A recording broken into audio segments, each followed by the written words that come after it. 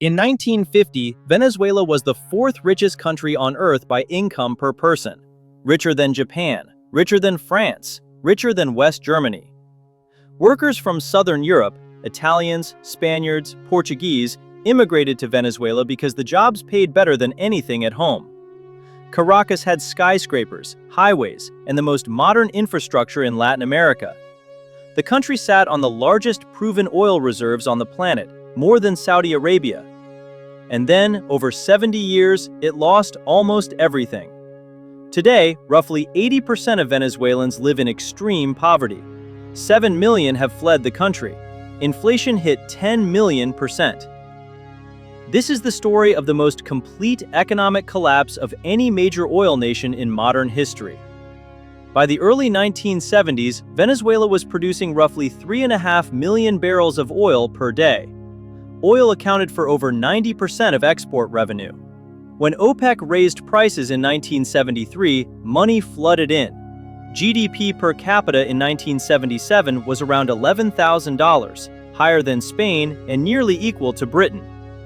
President Carlos Andrés Pérez nationalized the oil industry in 1976 under the state company PDVSA. The idea was simple: keep the profits inside Venezuela.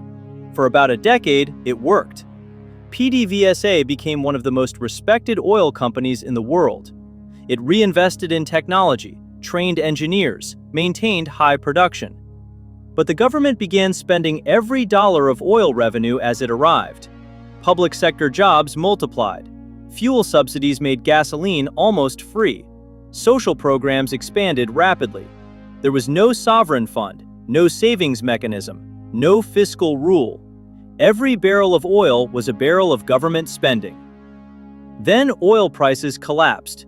In 1986, crude dropped from roughly $30 to $10 a barrel. Venezuela's budget evaporated overnight. The government borrowed heavily. Inflation spiked. Living standards fell.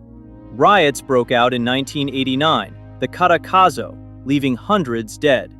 The country had spent the boom as if prices would never fall. By the late 1990s, Hugo Chavez came to power, promising to redistribute oil wealth to the poor. For a while, it looked like it worked. Oil prices rose from $15 in 1998 to over $100 by 2008. Chavez funded massive social programs called misiones, covering healthcare, education, housing, and food. Poverty dropped significantly, but behind the numbers, the machinery was breaking. Chavez fired over 18,000 PDVSA employees after a strike in 2003, replacing engineers with political loyalists. Production declined. Price controls destroyed private businesses. Currency controls created a black market. Foreign investment disappeared. The central bank printed money to cover the deficit. When oil crashed again in 2014, dropping from $115 to $30 within 18 months, Venezuela had no buffer, no skilled workforce, and no functioning private sector.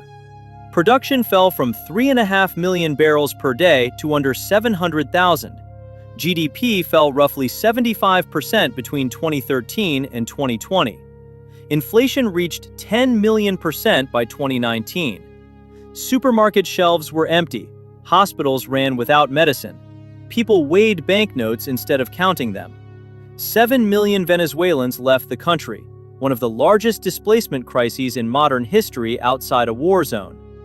Those who stayed faced blackouts, water shortages, and wages worth less than $5 a month.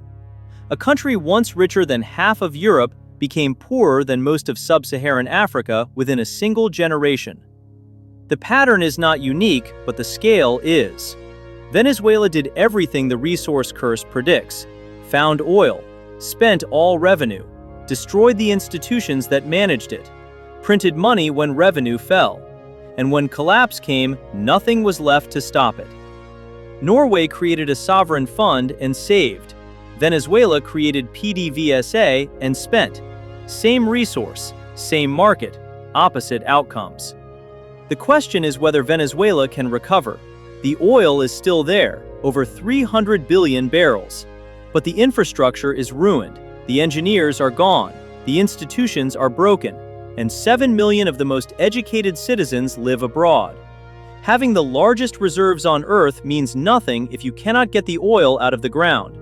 And getting it out requires exactly the things that were destroyed: capital, expertise, trust, and institutions that outlast any single government. Every week, another country, another mechanism, another number that explains more than the headline ever did. Subscribe to World Money. The next one might be the country you thought you understood.